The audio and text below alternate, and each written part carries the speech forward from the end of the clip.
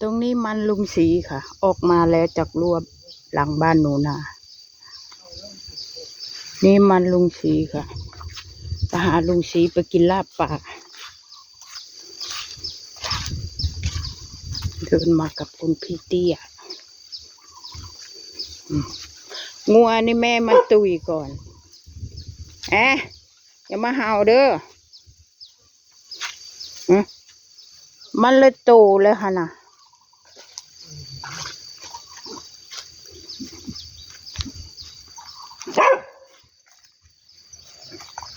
อย่าเลย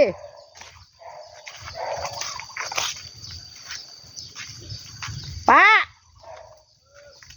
มาน้อยดิมาน้อย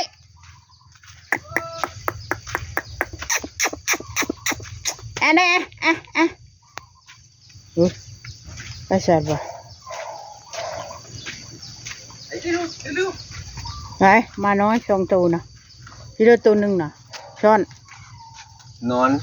นกับแม่คนนั้นโหยานเลยนี่น่ะเอามือพิ้งไปเลยจัง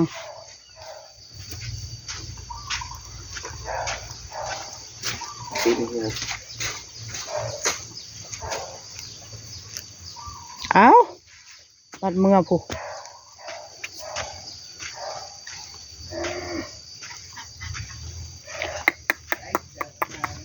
ไปแล้วจะมองแล้วพี่ช่างพวกคือข้างใส่ยายบัดนี้หนูนามันข้างใส่ยายเด้หมาเจ้าเอาก็ไปใส่โพนี่จะเป็นสายฮัลโหลพูดเข้าเพิ่นอยากนำเข้าหนูนาเอาอาหารใส่ข้าวบ่หนูนานะใส่หัวอาหารกับข้าวแล้วก็ใส่นมค่ะแม่นมบ่เป็นน้ำนี่สะปลาไฟนะนี่นั่งแล้วไปมีปลาอยู่บ่อยู่ห่างตอนนี้มันได้มาดูหางกระดิกแค่เนาะทานแม่กินน้ำเลยมันจะหลุดแล้วลูกมันจะหลุดแล้วหางเนี่ยมันดีใจขนาดนั้นเลยเหรอหางมันจะพูนพอมาเล่นด้วยก็ไม่กินก็มากินแต่ก้อนอย่างนี้อย่างนี้อันนี้บ่แม่มันนะใช่ค่ะ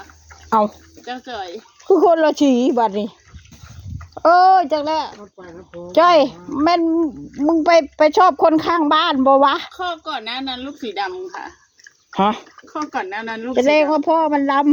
ำอันนี้พ่อมันขาวพ่อมันขาวนะม้ายังเป็นยังบ่ดูนาอันนี้นะแม่มาแล้วล่ะ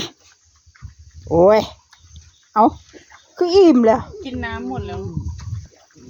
โธ่คือเก่งแต่มันนี่มานี่มาคู่แท้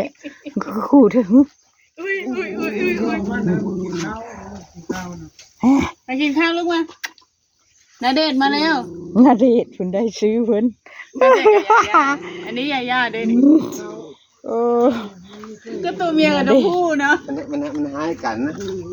มาลูกวันนี้มานาเดชครับวันนี้มาลูกมา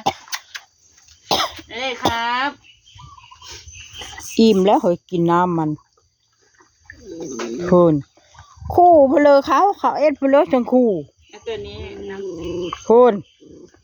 ไม่กลัวลูกไม่กลัววันนี้มาทางนี้แล้วคนเก่งเลยชอบคู่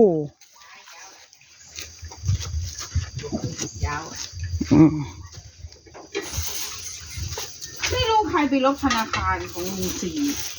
ป้าฮะละเป็นคนลบก่อนไข่กู้กอมโอ้ยค่อยยังบ่ได้ต้องเด้อมันอะไรค่อยหลับกับอันนั้นได้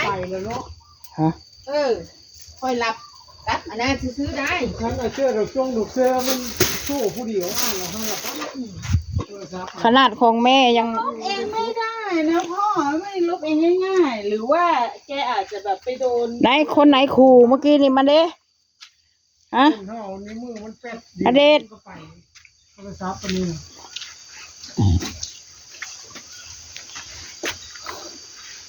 พี่ช่างลูกกินพันไม่ยังลูกกินพันไม่ยังให้กิน ถ้าลุงศรีจะมาไม่ดีเฮ้ย เที่ยงพู เพื่อที่จะให้แกทำนี่ ลากไปเถอะ พูดเข้า ชิโลช่อนปลาคือตุ้ยหมดแล้ว เพื่อคุยกัน มีแล้วมันอัดพูดว่ะ ก็ไม่ต้องเงยกินตาแล้วไปตาแล้วหมานเลยมันตาไปตา โง่ไฟฟ้า ว่าเจ้าเขา มันทึกผู้สั่งช่อนปลานี่มันทึกยัง ฮะ ปลานี่มันทึกยัง ทุ่มนี่แหละมาเร็วๆว่าก็มาไหมเร็วเร็วเร็วตาย เห็นออกมาย่านเพื่อ ถ้ายืดเทียนนี้มันไม่ได้ปลาหมอข้างดำเนาะ ผมมี เอามือเฮาเอาแต่ปีกายน่ะบ่แม่นบ่ ตัวไหน ที่เอาอยู่กลางนาน่ะ บ่ ไม่แม่นติ ไม่ได้เทียห้าว มันย่าน ติ๊กเกอร์ทะเลหมูปลาหมอข้างดำ กินทั้งแม่ทั้งลูก มาเร็วมาเร็ว มัน สิคบพ่อลูกแล้วบ่บัด ก็บ่ครบดอกยากจ้ะ ว่าใดๆก็ลุงชีเที่ยงพุ่นบ่ชังมา เดี๋ยวแล้วนะผม นี่ แล้ว นี่ เอ้าแต่เรายังบ่ได้กินข้าวเลยว่ะ กินแล้ว พวกลูกนี่สร้างแค่มั่งแล้วมากิน กินยังกินได้ ลูกผู้เจ้าน่ะ รอกินข้าวกับม่วงยาย โลดผู้เฒ่า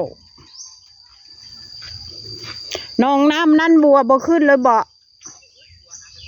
ไปเบิ่งอยู่นี่ สบายเลย อ๋อ ได้อยู่ที่นี่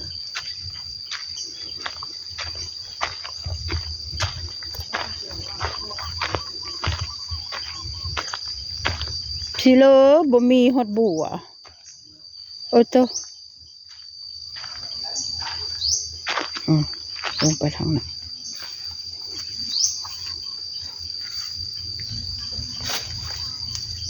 ลงไปดูสิตรงที่ยายมาเอาบัวนี่อ๋องามแท้สระบัวค่ะพี่น้อง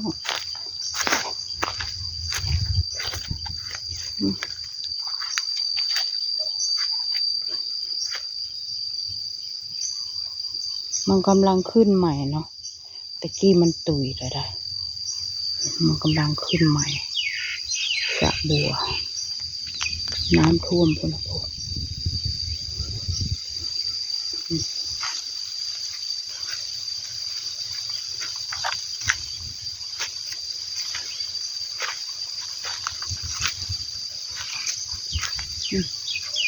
ปลาเล็กเลย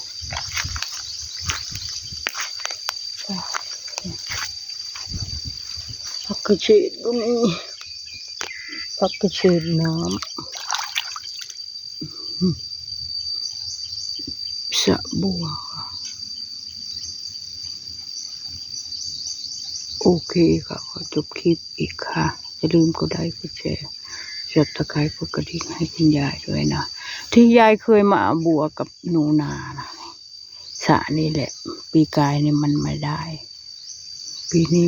มันเกิดใหม่นะเห็นไหมมันเกิดใหม่